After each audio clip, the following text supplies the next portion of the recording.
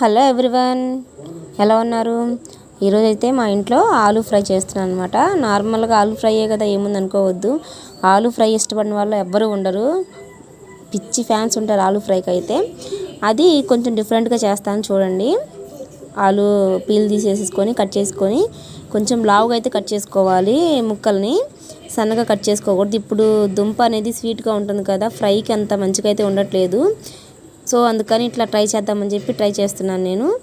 తాలింపు వేసేసేసి onions fry చేసేసిన తర్వాత కొంచెం లైట్గా అల్లం వెల్లుల్లి పేస్ట్ వేసాను. ఫ్రై అయిపోయిన తర్వాత ఇప్పుడు మనం కట్ చేసుకున్న ఆలు మొత్తం అందులో వేసేస్తాం అనమాట. పసుపు అయితే వేసాము. తాలింపులో పసుపు వేస్తే టేస్ట్ బాగా వస్తుంది. ఆలు అయితే కట్ చేసి వేసేసాను. అవి ఫ్రై అయిన తర్వాత కారం వేసుకొని దించేసుకుంటే అయిపోతుంది ఆలు ఫ్రై అనేది.